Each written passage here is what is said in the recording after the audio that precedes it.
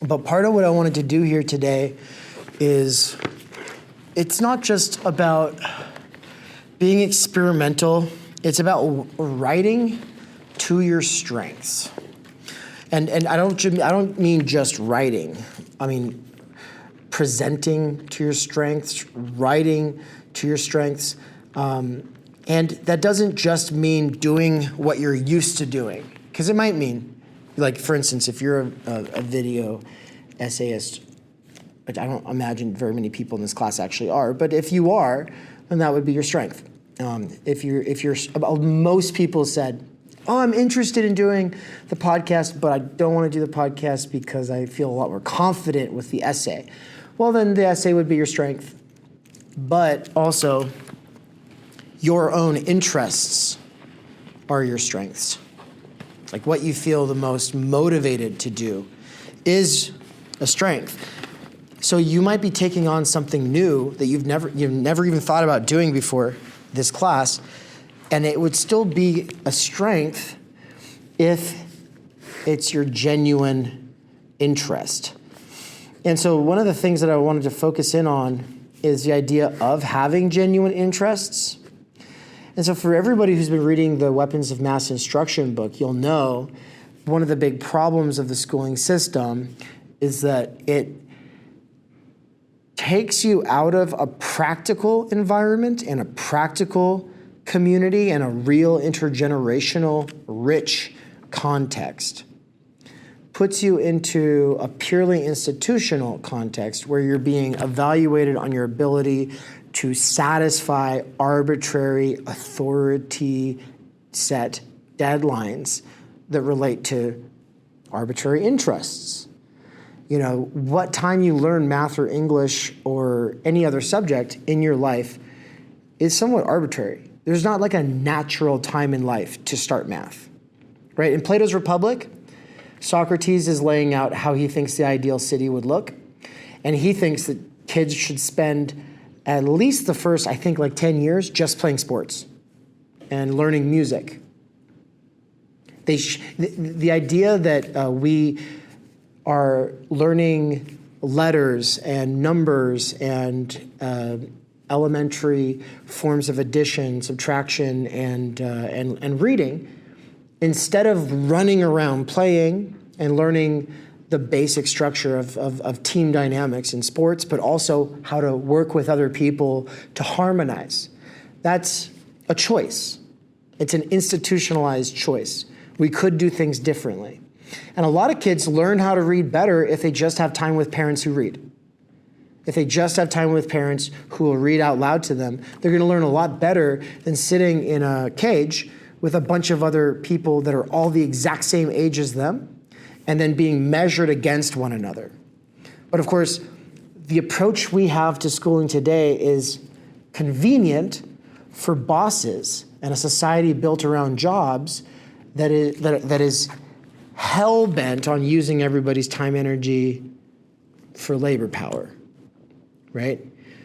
That's the kind of society where the schooling system becomes daycare for life. Right? It becomes like this perpetual daycare where parents really don't get that much time with their kids. And some parents are also sold on the lie that that's fine, that they don't really need to spend that much time with their kids. In fact, some parents go so far with it that they replace their own parental presence in the lives of the children with a nanny, right? And of course, in a lot of cases, it's because those parents are very busy. And they're just trying to survive, and so I'm not trying to say that, oh, shame on them. But rich people will also do that. Rich people will also get nannies. What's their excuse? And that's why I'm saying it's a lie. It's the lie of, oh, well, you know, that's just for those kind of people. You know, when those children genuinely need not just parents, but also grandparents and neighbors and a rich intergenerational context. And so up here on the whiteboard, if we can make this thing go up, I've got a few words, and intergenerational is one of them. I have intergenerationality, right? Intergenerationality is to say that a culture or a society or a town or a neighborhood, pick your scale, to say that it has a rich, integrated, and entangled set of relationships that cut across the generations, right? Nowadays, we think of generations like boomers, Xers, millennials, Zoomers, Gen Alpha. What generation do you all belong to? Gen Z? Okay. Yeah, well, the weird thing about that is, if you're at the university, you just are students, right? You're the category students, and you are all around each other. You're all students. And then you'll be around people who are professors, right? But the idea of generations, it means that we're supposed to start thinking of those students as belonging to a specific hyper-thin slice of the population. And for people who are really interested in social change, especially, the big emphasis becomes for influencers and activists, as well as academics. What about the next generation? The progressive side of the aisle always thinks that hope and change will come from the young, right? There's always this idea that the next generation will fix all the problems, which is a kind of crazy pressure to have put on you when you're just trying to figure out the basics. You know, all of a sudden you have all of the pressures of world change and solutions being put on you. And you don't even know that much yet because you haven't gotten out and been able to live on your own, right? But then at the point that you have been out for a little while and gotten to live on your own, then people are not going to take your opinion seriously because you're old now. They're going to be like, oh, well, you're old. You're so like 10 years ago. We should be focusing on the next generation. Or, you know, if you're my age, 37, you should be focused on the next generation. People tell me this. You should be focused on influencing Zoomers. And it's a weird thing because in a rich intergenerational kind of society, there's not this huge emphasis on a generation. It's instead like a huge emphasis on us. We're all in this together. And it's not so much about what generation you belong to, it's more about what phase of life are you in right now. And right now, obviously, the phase of life you're all in, student, right? Specifically college student. The phase of life I am in right now is exiting the field of academia and going into the field of regenerative agriculture while also doing stuff still on the internet and also trying to organize different kinds of events that'll get me into new kinds of fields. And performatively, but also because I was doing a bunch of work earlier, I am right now, for those who do not have, who aren't present in the classroom and who are listening to this, but I am dressed how? How would you all describe this? Like a painter. Like a painter? And what were you going to say? The farmer overalls. The farmer overalls, yeah. But with also, they're not nice farm overalls. Like you'll see people around campus wearing overalls sometimes, but usually those are like new. They're not like worn out or used. And these overalls were used not just for painting, but also for this one job I had cutting lumber, specifically for firewood, right? And so they're definitely used. In fact, like right here on the knee, you can see like a little skin right there. And that's because one day on the chainsaw actually bounced off something and it hit my knee. And it cut through all of these super thick layers of Carhartt and still nicked me so that I was bleeding. But imagine if I didn't have these overalls on. I would have been gushing blood. I would have been gushing, but instead it was just like a little scratch. And so, thank goodness for Carhartt, right? This lecture is not sponsored by Carhartt, though they should give me some money, yeah. So intergenerationality is one of the big things we need to think about when we're thinking about social change, because right now I would say with the three crises of the attention economy and academia and the, what's the other one? Activism. Academia and attention economy. All of them seek to influence. And all of them seek to influence the next generation. But the way the schooling system is right now separates people into hyper niche slices of humanity and surrounds you with people that are all like basically the same age, which makes it so you have to struggle a lot harder to make yourself stand out. And if you don't want to struggle to make yourself stand out, it's really easy to kind of blend into the background. So it's really easy to just keep things low key and kind of fade so that teachers don't even notice you. And so that peers barely notice you, right?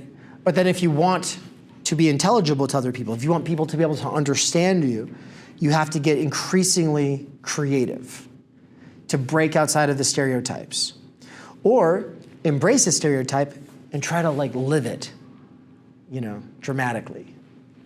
And so I'm sure you can all think of a lot of examples, but what we're getting at is a kind of, and I think, Gabriella, you will know about this the most because of your book, but what we're getting at is a kind of system that creates hyper niche identity formation in a context that is highly competitive and in which you have to not just compete to be intelligible to other people and potentially get some kind of respect, recognition, honor, prestige, symbolic capital,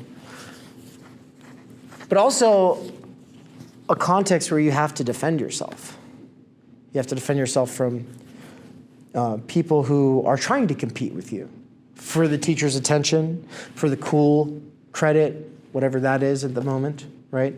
This is why people have meltdowns when someone else wears the same clothes as them or something like that. They're trying really hard to differentiate, right? But there's a breakdown in intergenerationality, and there's also a breakdown in the canon. And the canon is the idea of a set of texts that unite us. And so there was a time when everybody was reading Virgil, Homer, Shakespeare, the King James Bible. We could also add Pilgrim's Progress, etc. Right? There was a canon of texts from the last 2,500 years that have a sort of staying power, and that every new generation is going to interpret differently, that every historical time is going to interpret differently, but it creates a sort of common basis that we all share. The problem is that we've lost any kind of common basis. I can't even assume that you've all seen any of the shows or movies that I've seen, right? Game of Thrones. Hands up if you've seen Game of Thrones. No, nobody? Okay, Breaking Bad. Yeah. All right. Hey, get out of here. Easton's out. All right. That's funny, though. What about I Think You Should Leave? No one's seen I Think You Should Leave? I think they sound familiar. It's a skit show. It's a comedy show where usually things get really awkward and someone is acting so extreme that the kind of, it's kind of like, well, they should probably leave, So the one where he's like asking for a bite of the burger? When he what? So the one where he's asking for like a bite of the burger? Yes. Yeah. Yeah. Give me that. Oh. Give me that. Yeah. I'm joking. Yeah. And they're like, Professor, we were really excited to see you. And then he's like, you're not going to tell anybody. Tell anybody what? That I housed Dylan's burger? Okay. Easton has no idea. That's what it means to be in the niches. We all just have like these niche things. But if you've seen I Think You Should Leave and you've seen Breaking Bad, we could like start an island. We could do anything. We could like take over the world. because like nobody else has seen any of the same things. And so what I'm getting at is the canon. What would a 21st century canon look like if you were to homeschool your kids, for instance? Because Gabriella was talking about that before we started. Because the Weapons of Mass Instruction book definitely makes you start thinking, well, maybe there's something to that idea. But are you going to raise those kids to be culturally illiterate, to have no idea what's going on in society? But, if you want to try to acclimate them or prepare them for the society that they live in, what would be the things you got to show them? I think every parent is kind of thinking these kinds of questions if they're trying to intentionally raise children. And one of the things is like, well, what about WALL-E? Should you try to make sure all kids see WALL-E?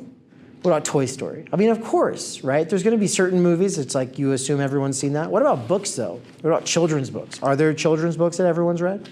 Would they be Dr. Seuss, for instance? And the reason I bring this up is because in a time of constant change,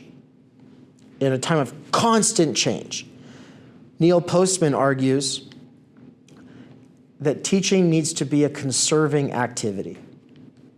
So he wrote a book called Teaching as a Subversive Activity, where he's talking about how radical change can be made through teaching. But then he writes another book called Teaching as a Conserving Activity, where he's saying, okay, radical change is one thing, but also our entire society is a society of radical change. And it's making it so that nobody's reading the same texts, nobody's even reading, nobody's even watching the same stuff. So to say that teaching becomes a conserving activity means that the teaching bodies within schools need to be having a much more deliberate conversation about what is it that is the sort of through line of our culture? What is it that a person needs to know in order to be culturally literate? So like my wife, for instance, she has never read the Bible, not a single lick of it. And she's a gifted and talented student. She was an international baccalaureate in high school, right? It's a big deal. It's very advanced. You would think, though, that someone that advanced would have at least read Homer, Virgil, Shakespeare. She did read some Shakespeare, but she never read the KJV. And it's the King James Version of the Bible. And it's just like, well, that is one of the things, if you're going to read just one of 5 books, and you want to read, you want to make sure that one of those books is like one of the most read things in the world. Well, that's one of the most read things in the world. Same with the Communist Manifesto. It's one of the most read things in the world. It's like, shouldn't you read the things that everyone else is reading? Like, shouldn't you at least know what's going on there? Like, at least you should be informed enough to disagree. But instead, people judge the book by its cover, don't actually read it. And it's like, well, what's the job of the school then? Wouldn't it be to establish some kind of canon? And so when I say canon, you should think of the words shared basis. This floor beneath our feet is a shared basis in the most literal sense, because it's a base we stand upon, we sit upon, it supports our weight. That's literal. But in a more figurative sense, Boise State is a shared basis for us. It's the context within which we know one another. We would have never met, probably, if not for Boise State. So that's a shared basis. Well, what's Boise State all about? It's about the idea of the university. It's also about what the idea of the university has become in more recent years, which is about that job coupon, right? It's high school 2.0 now. Not necessarily a community of truth seekers who are coming from radically different perspectives and backgrounds trying to approximate universal truth, which is how the idea of the university used to be conceived. So in the post-class fractured mass, we are dealing with a breakdown of intergenerationality. This is just a recap, right, where we are so far in the lecture. A breakdown of intergenerationality, meaning where are we in reference to others? Are we actually having strong, rich relationships with people of all ages? With people from all walks of life in your culture, in your society, in your neighborhood? Are you actually planning to take care of your parents when they get old? Or are you planning to ship them off into some obscene, retirement home? And by the way, those places can be extremely exploitative, very, very sad, very expensive hotels, basically. But the thing is when people lack real loving supports, they become senile quicker, they develop dementia quicker, Alzheimer's quicker, they spiral into health problems quicker because they lack the nurture, love, and support that they need as they enter their later years. Which is exactly the same with kids. Kids need to be able to play not just with people their own ages, but with people 5 years, 10 years, 20 years older, as well as like kids younger. And in the context of the modern school, if you're 10 years old, you see yourself as extremely different from a 5-year-old and extremely different from a 15-year-old, right? Extremely different. Not true 100 years beforehand when the school was like a one-room schoolhouse, right? Like the schoolhouse. If you were 15 years old, you were probably like a TA who was actually teaching some classes that day, right? And so like it was like you were constantly surrounded by other people of all ages. And so little kids were learning with older kids. They were just expected to do a different level of work. But, if you were all reading Pilgrim's Progress, for instance, the little kids are kind of diving in the deep end and they're slipstreaming these older kids, right? Now, the kids who are really fast learners are held back, and the kids who are really slow learners are being left behind at the exact same time because we're trying to have like everyone come up at the same speed for the most part. Obviously, you can always skip a grade sometimes. So intergenerationality breaks down. Our shared basis in a canon breaks down. And the other thing is the idea of cultural cultivation is broken down. And so in the post-class fractured mass, where we have the structural stultification of Timenergy, and we're all being schooled in a way that teaches us, John Taylor Gatto says in Weapons of Mass Destruction, he says it becomes about inert knowledge acquisition, which is to say we start to treat these bodies of knowledge as though they are outside of ourselves and exist on their own, and that the real point of learning is just memorizing facts like trivia.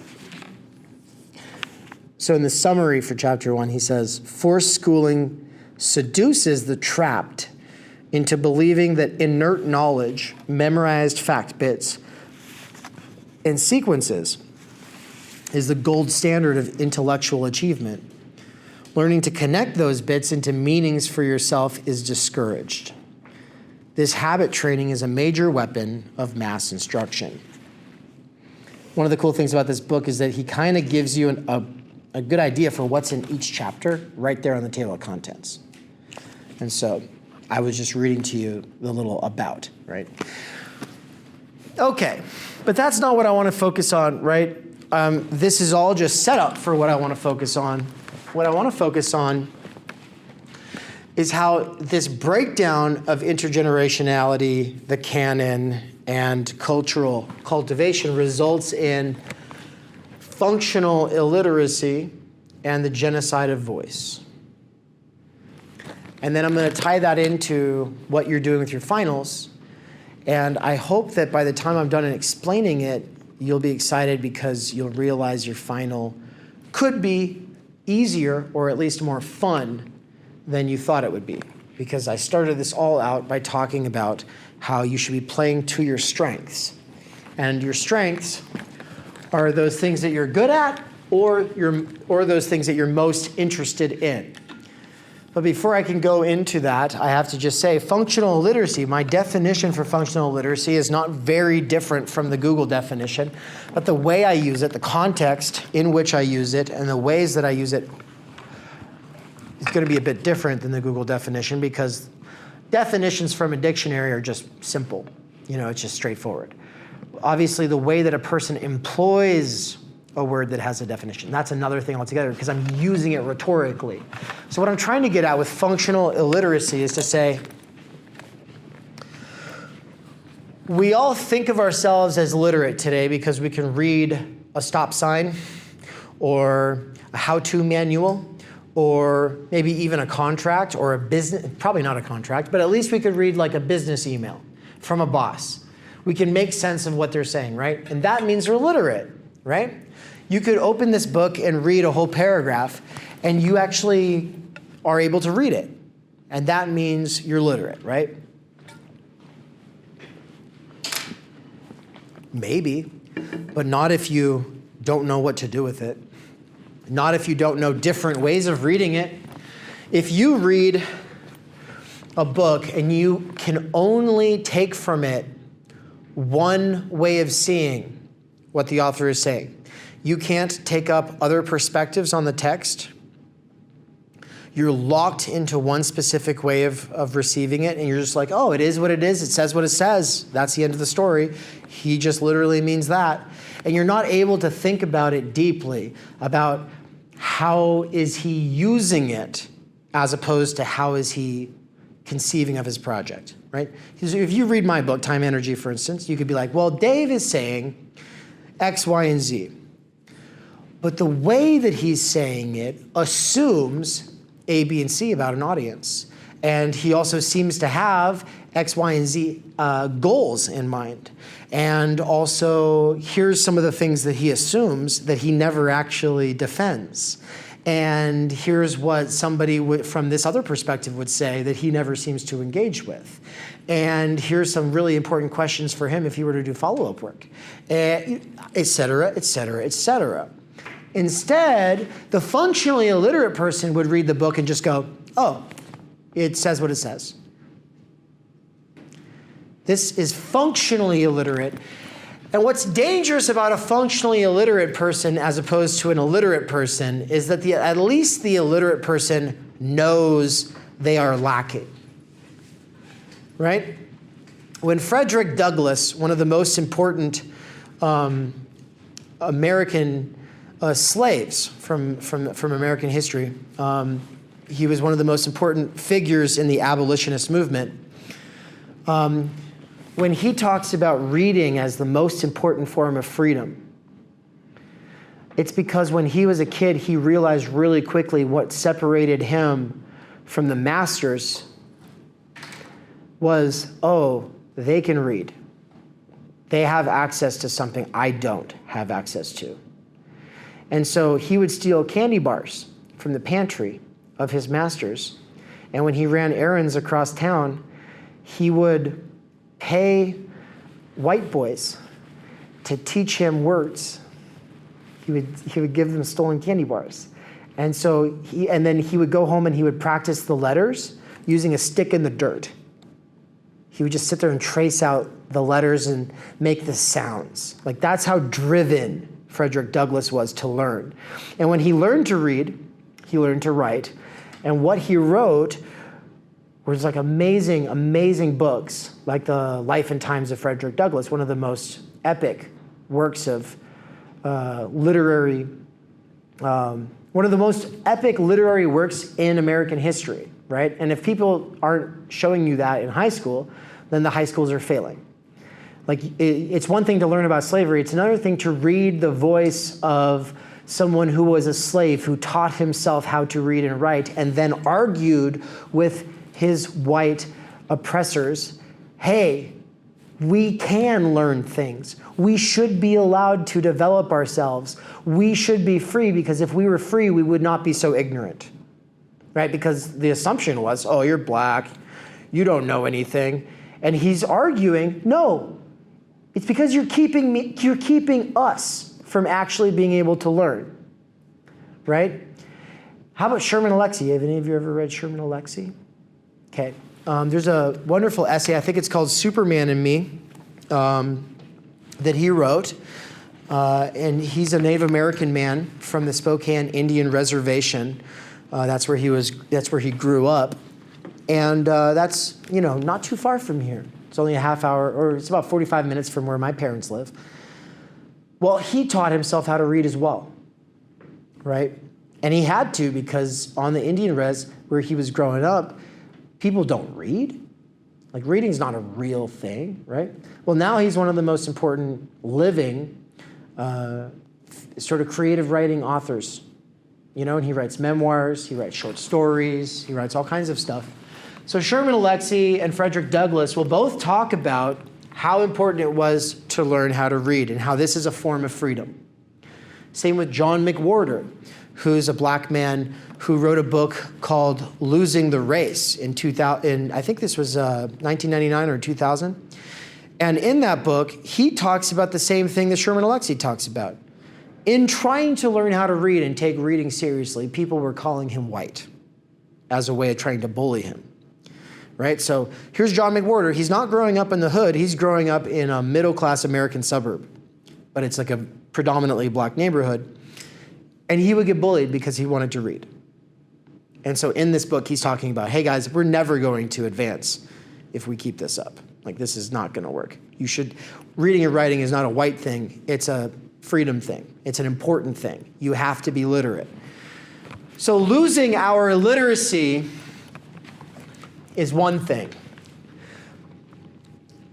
And everyone used to know it's important to be literate. And so I bring in Frederick Douglass and John McWhorter and Sherman Alexie to just really drive home the point that literacy matters. It's a form of freedom. But I was saying at least the illiterate person knows they don't have something that other people have. But when you're functionally illiterate, it's dangerous because you can read. You just can't really read. Okay. So it's like you don't know how little you know because you think you know. So it's a much, much, much more dangerous situation that we all find ourselves in.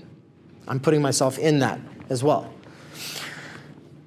But the problem with this also is that it leads to a genocide of voice. Everybody wants to have a voice today. Everybody wants to be able to say something. Everybody has some kind of a message in a bottle in their heart that needs to get out there to the world at some point. Someday you know you have something to offer, but you don't know what it is. The point of literacy and of reading and writing is to cultivate your voice and to do so in dialogue with other people so that when you actually do have something to say, it's good. And it really makes an impact in the world. Imagine if Martin Luther King Jr., when he made his great speech, the one that everybody reads, or when he wrote his letter from the jail, imagine if he didn't have anything really to say. Like if he didn't really know how to say things. Instead, he wrote stuff and said things that blew people's minds and it changed their hearts. You know what I mean? That's because he cultivated himself his whole life. He struggled and fought to develop his voice. As people who are entering professions or professional life, anyone here at the university, or anybody who's developing themselves through philosophy, through theory, through sociology, the humanities and social sciences, we have something to say. Or at least we should. We should be able to say something that other people might not be able to. Look, I know people who have no interest in intellectual things at all, and they would never, ever, ever think about going to college because they don't feel called to. They have no interest in that. But for those of us who go here, we need to go far beyond functional literacy, right? And we need to develop our voice.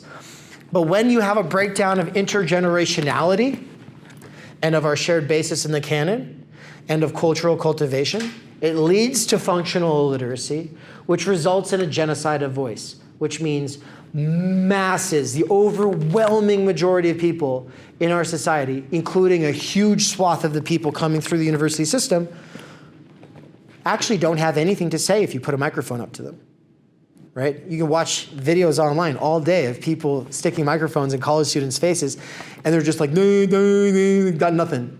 They just sound ignorant, and it's ridiculous. So what are we doing? What are we doing? Well, what are you going to do with your final? And how is your final going to help you work on your voice? Well, one of the things that we have to break out of is the idea of a general peer. Because in a world where intergenerationality has broken down, we assume a general peer. This goes along with the idea of the big other, or the average person. All of these things are kind of like writing for a focus group. So I'm just going to go ahead and add the focus group. You're not writing to real people. A lot of schooling teaches you to write in a sort of general business success sort of style. We need to break out of that. Now, no one's going to lose points for writing a normal essay in this class. However, most of you will probably find the experience of writing a normal essay to be routine, boring, soul-sucky, etc. You don't have to do that. And this is the exciting part. You can, if this is going to make it any easier for you, choose a specific audience and write a letter to that audience. You could write a letter to, and I have one student that I met with this week who says that she's going to do this. You could write your final project to your brother. You could write it to your best friend. You could write it to your parents. You could write it to your favorite high school teacher. You could say, "Dear so-and-so, my favorite high school teacher, here I am in college. A lot of time has passed. And in this amount of time, many things have happened. I've been thinking so much about the stuff in this class, and I'm excited to tell you all about it because I didn't realize that high school is a field. And now I'm at the university, and that's a field. And soon I'll be going into my future career, and that will be another field. And then maybe I'll start a family, and that will be a field." And I'm trying to think about how fields shape us as we try to navigate a very competitive environment where there is so much respect to be won versus lost. Okay, so I'm basically writing the letter for you, right? Well, that would be, for the teacher. What about to the friend or the family member? What if you want to write about the importance of solitude and solicitude and how you're realizing that it's broken down and that you really want to fight to reclaim meaningful relationships, right?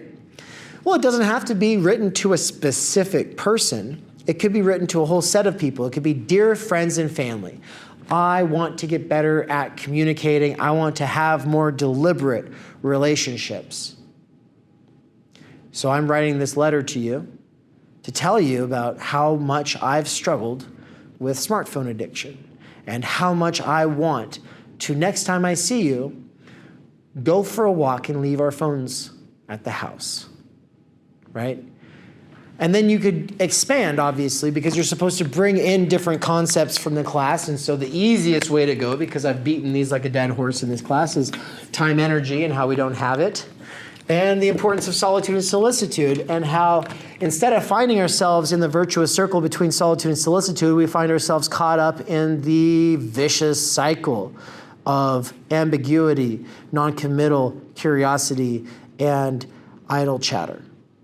A constant cycle of distraction and exhaustion. How are we supposed to build deep or genuine, deliberate relationships when that's where we find ourselves, unless we reach out to other people and let them know, right? And so that's good too, because if you write the essay for me or for a general peer or for a big other or for the average person or for the focus group, you can kind of assume all kinds of stuff about what that person does or does not know. But then you'll also probably go crazy trying to figure out what they do or do not know because you're not writing it to real people. And so what I'm saying is that a lot of these concepts will come alive and be easier to write about if you pick your audience. Now, you can do this in a lot of classes that you're taking at the university as well. This is not just something to do here. Picking your audience might be the most important part of the writing process, right? Did any of you see that episode I did with Benjamin Studebaker and Daniel Garner on the topic of how to not write like AI? You might have. Did you remember when Benjamin said, "Write for God"? Okay, yeah. You should check it. You should check this episode out. It's very fascinating. I was giving Soch 122, I think, I was trying to give a bit of a wake-up call. I was saying that I wanted to off myself because I was reading people's reflections and everything sounded like AI. And I got super depressed about the thought that some of the people aren't using AI. Because it's one thing to sound like AI when you are using AI, but if you're actually trying as hard as you can and you sound like AI, I felt like AI when I was writing that. that's so depressing. I was really sad looking back, thinking about it. So you were really sad looking back when you thought about it, and yeah. I was like, wow, because I'm used to that. I mean, I know that how important audience is and catering to them, but I think that I've just been so conformed to write a specific way, especially here, because I've been writing so much that it's just it's just kind of sad to read. Yeah, it's kind of sad. Generic. I'm glad that I'm realize maybe I can change it. Yeah, and it's important because if your heart and personality and your unique voice is developed now instead of 20 years later, if you develop it now, then people will definitely want to hear what you have to say in 20 years.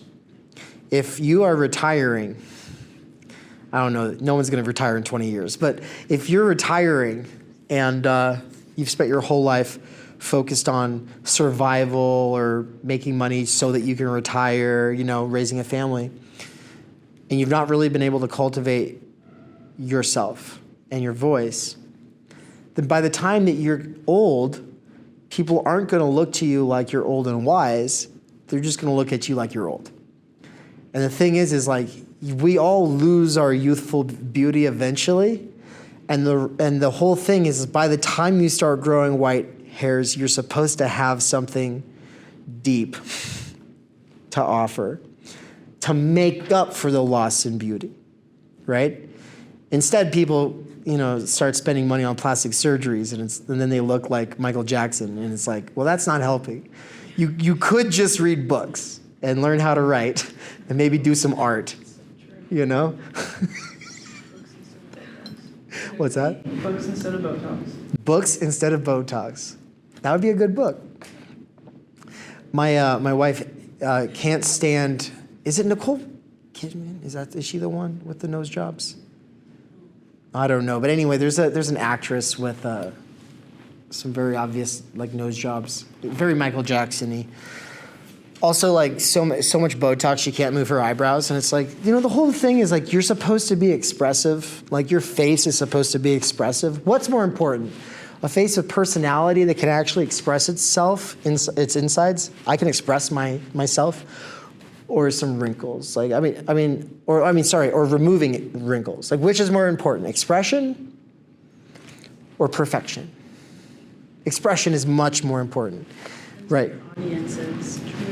It's what? It depends who your audience is. For them, I think that's what's important. That is what's important to them. And the thing is you can spend money and get a surgery tomorrow. You cannot spend money and have a voice worth listening to tomorrow. That takes work, And of course, I would say beauty. A lot of beauty is also about health and fitness. So, that also can't be done overnight. That actually requires habits and all of that. So, The main thing is that if it's something that you can just pay for and then have instant results, is it really worth it? It's just an instant commodity versus other kinds of things that require effort. And those things are going to stand out. Those will pass the test of time, you know? At least that's my dogmatic assumption. And so, cultivating your voice also means learning to write to different audiences. It is important to think about writing to the interstices between the niches, right? But that's not the same thing as writing to a general peer. And that's not the same thing, it's definitely not the same thing as writing to real people in your life, even though you can write a piece to people who are in different niches. So if you write something to a high school teacher and your parents, for instance, well, you got real concrete examples to go with. So I want to read a couple quotes before we close.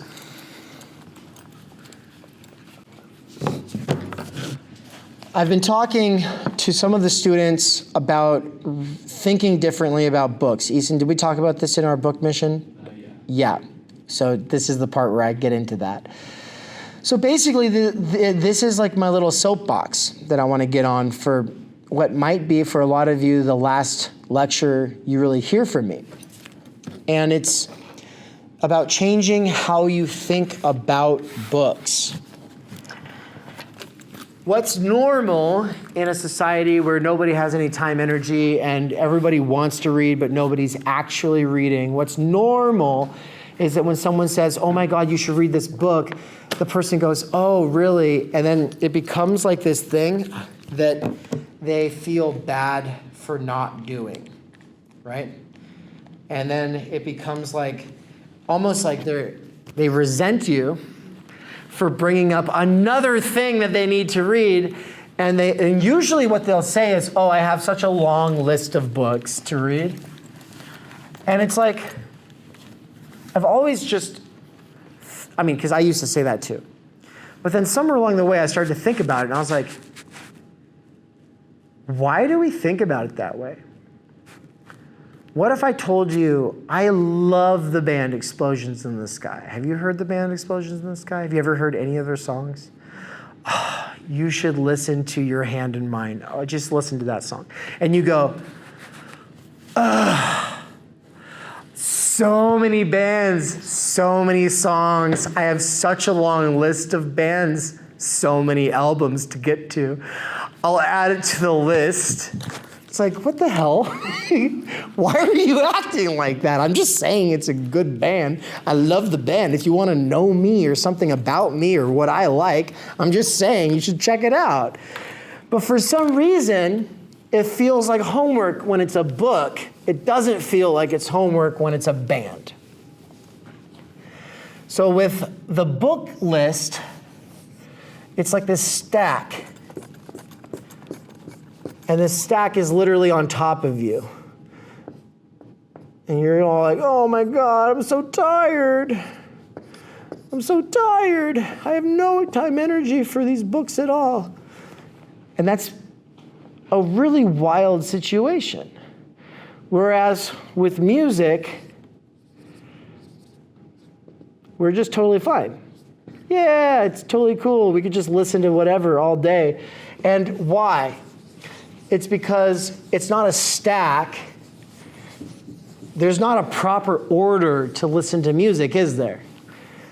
And so, for people who don't have eyes on the whiteboard,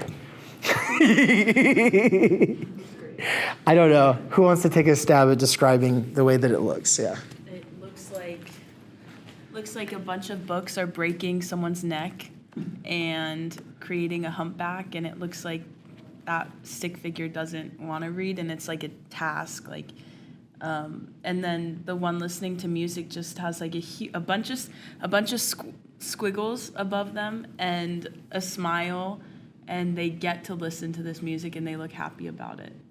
Is that good enough? Yeah, that's good. Does that cover it pretty well? Yeah. Okay, perfect. Good job. Yeah.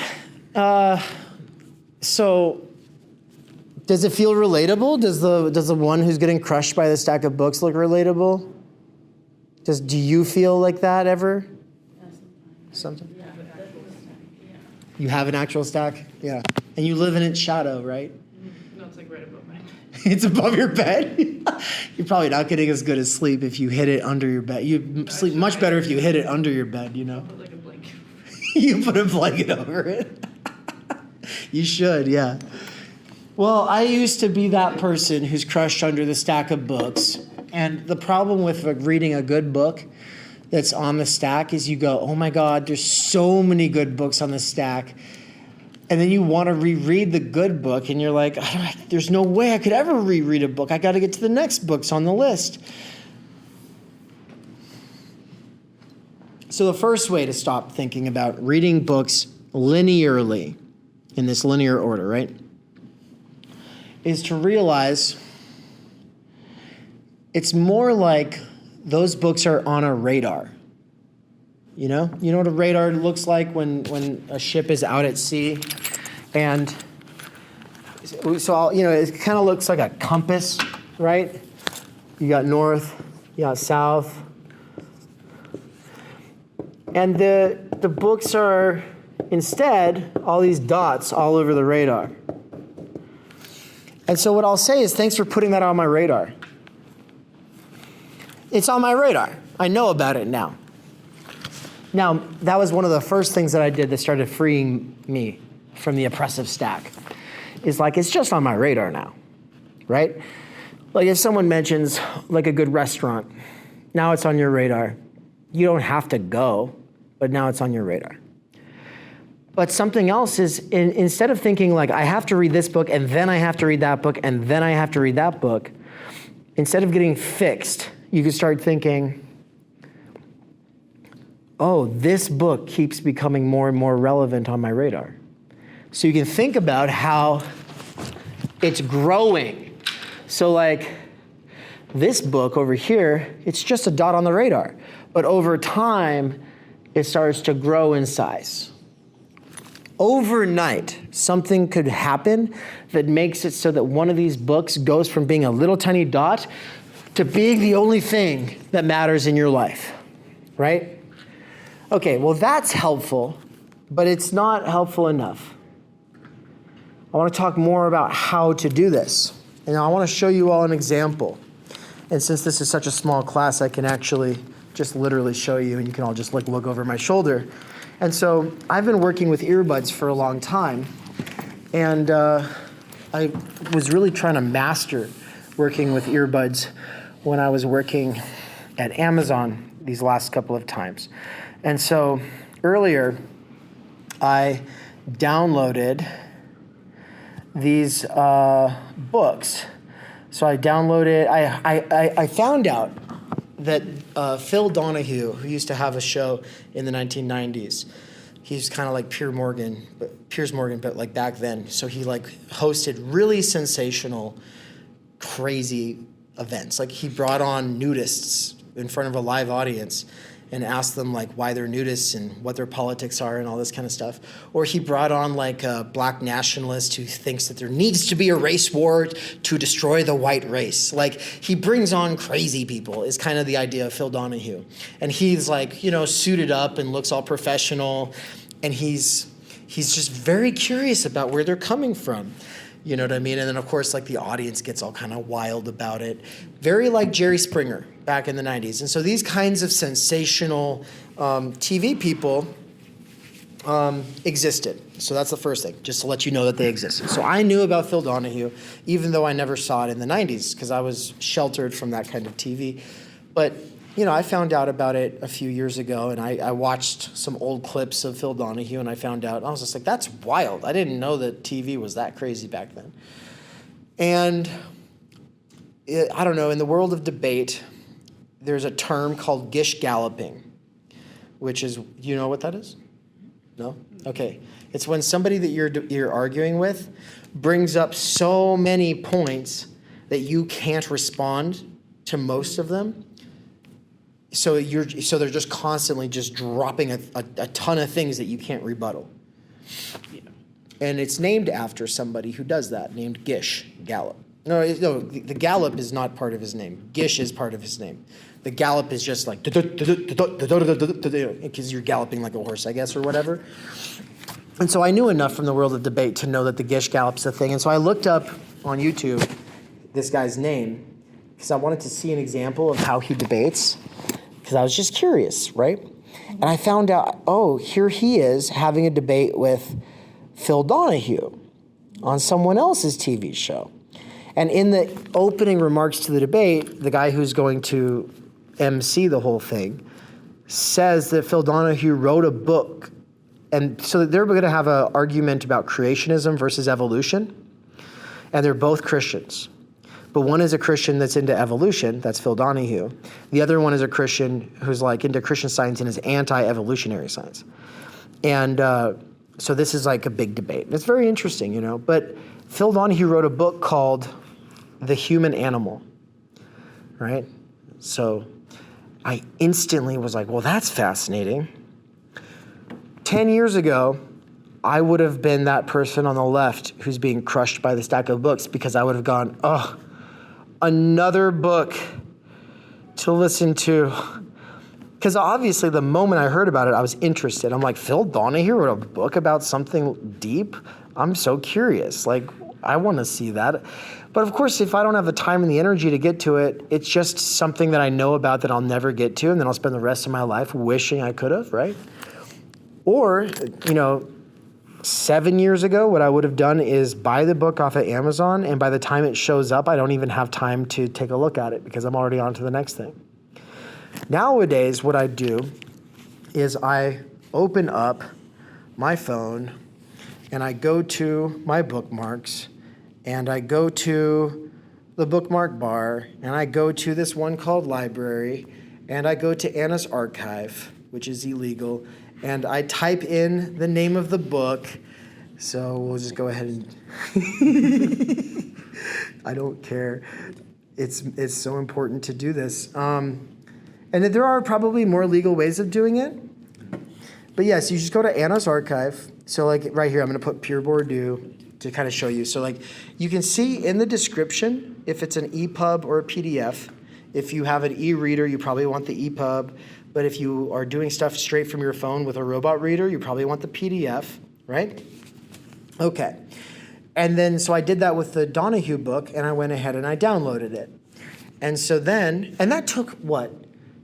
3 minutes, 4 minutes. I was eating some Indian buffet, and I just sat there and I was like, boop, boop, boop. Now it's downloading. And now that I have it downloaded, I can open Speechify, and I can go to Files, and I can bring in The Human Animal, and there it is. There's the book. And then I can just scroll down, and then walking away from Indian food, assuming that this is OCR'd, I can just click play. And I don't think the recording will pick up on this if I start, you guys will be able to hear this right now. But obviously nobody listening to the recording is going to be able to hear it. In Dayton, Ohio. During more than 4,000 hours of television since, I have played host to almost 1 million guests who assembled in my studio audience to speak their minds on subjects ranging from world peace to male strippers. Through it all, the underlying questions have always been the same. Who are we, and why are we acting this way? Those questions were the starting point for this book, and for the NBC series that accompanies it. The idea was simply to present some of what science knows about the human animal, and what makes it tick. We assumed, probably naively, that there was a large body of research about which the majority of behaviorists agreed, and that their research would provide a wide road of consensus down which we could travel comfortably. Once the journey began, however, we discovered that the wide road was in fact more like a narrow path. A path that disappeared with alarming frequency. For example, are men's brains different from women's brains? Answers: A, yes. B, we're not sure. C, come back next year. But even if the answers are tentative and incomplete, the questions are still important, and we owe it to ourselves and to our children, who will inherit the world we make, to ask them. Because this inquiry is at the heart of the investigation of who we humans think we are, we shouldn't be surprised that it occasionally provokes controversies more worthy of a barroom argument than a university seminar. What determines human behavior? Is personality a product of genes and hormones, or of upbringing, of nature or nurture? When I asked that question of an anthropologist on my program, he replied promptly, "That's a stupid question." More recently, when I asked the same question of other scientists, I am nothing if not thick-skinned. They answered less abrasively, no less tersely, both. Nature and nurture are co-determinants of behavior that interact with each other in an astoundingly complex way that produces respectful awe among scientists who are still trying to understand the process, and heated arguments among amateurs who think they already do. I officially now have more of an idea for Phil Donahue's voice as an author than 99% of living Americans. In just that amount of time, I now know more about his voice as an author than 99% of the rest of the people living, right? And you all do too. You all now just have some kind of an idea about what that book is about and his kind of voice as he approaches the topic. We didn't have to read the whole book, right? If I was walking from Indian food to here or to my car or running an errand and I just kept listening to this for just another 5 minutes, I would probably get through the introduction of the book. And the introduction to the book is usually the most important part, or chapter 1. Chapter 1 is usually the most important part. The introduction is more of like a summary or something like that. And so what I'm trying to get at is that the idea that books are this crushing burden that we feel the need to get through in a linear way can be replaced by this idea that really you have a radar, and that every time somebody mentions a book, that book goes onto your radar. And the moment you're interested in it at all, go to Anna's Archive or something like it, and then just pop it into a player, and then just get just enough of it so that you have a sense for the author's voice. And if you do just listen to the introduction or the first chapter, then you know enough about the book to know if it's worth coming back to, or when it's worth coming back to, because it might not be worth coming back to for you. So in the amount of time that you listen to it, it might go from being really high on your radar because someone just talked it up to then shrinking, and now it's a little tiny dot because you're like, it's not a big deal. But then a year later, something happens and all of a sudden you're like, oh, I know just the book for this. And then you can go back to it and check it out.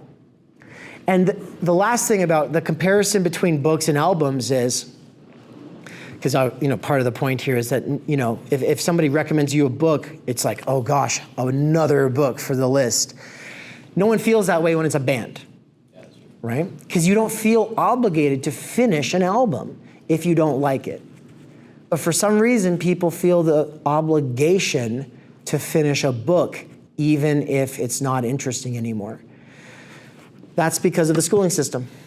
The schooling system has made you feel the need to finish everything you start and to be ready for a book report or examination by the time you're done. But when it comes to reclaiming your mind from work and school and learning to have a freer relationship with books and authors so that you're able to cultivate your own voice,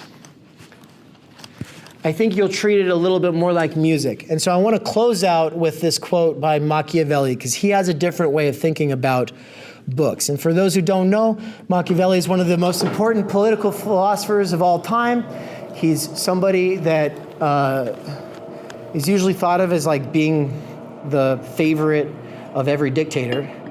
People will say, this person's Machiavellian, meaning this person only cares about power, right? But he's famous and he's a great mind. And so that's why he's had this influence. But this quote is how he thinks about reading books. And then we'll be done in 1 minute. He says, when evening has come, I return to my house and go into my study. At the door, I take off my clothes of the day, covered with mud and mire, and I put on my regal and courtly garments. And decently reclothed, I enter the ancient courts of ancient men, where, received by them lovingly, I feed on the food that alone is mine and that I was born for. There I am not ashamed to speak with them and to ask them the reason for their actions. And they in their humanity reply to me. And for the space of 4 hours I feel no boredom, I forget every pain, I do not fear poverty, death does not frighten me. I deliver myself entirely to them. Ancient civilizations and most cultures throughout human history have relationships with ancestors and elders. And in a society where for us, the intergenerationality and canon and cultural cultivation has all broken down because of the structural stultification of time energy and the schooling system and the post-class fractured mass, we lose that. And what I want to encourage you all to think about is that these are not books. These are opportunities to get to know important people who have something to say. And that you can treat books and their authors like you would people who you are dating, except that because they're usually dead or you'll never meet them, they won't get jealous if you're polyamorous. And so you can be poly with books in a way that is a lot harder to do in real life with actual other people. And so what I'm trying to encourage you all to do is to think about taking books on dates, getting to know them. And then if you go, oh, yeah, I have a sense for who that person is or what they're like, then put it away. Don't worry about them again unless the song gets stuck in your head and you want to go back and listen to it again. Pull it off the shelf and read about it. Don't think about it, just read about it. Even if it's only for 5 minutes, you'll be way ahead of everybody else. Thank you. Yeah. What was the song that you I think it's Your Hand in Mine by Explosions in the Sky, yeah. Let me double check to make sure that's true. No, they are, some of their albums are my favorites. Some of their albums I don't really care for, but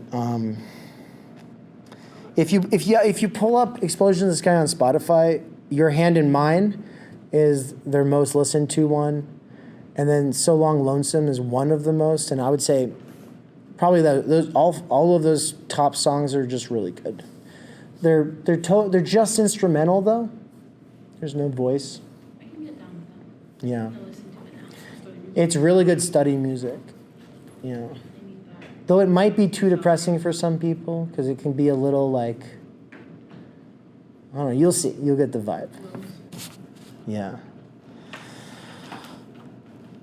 All right, I'm going to cut off the recording. Thanks, everybody. And if you're doing a makeup with this lecture, just write a 500 to 1,000 word reflection and make sure to hit on all the major points and relate it to your life. Thank you.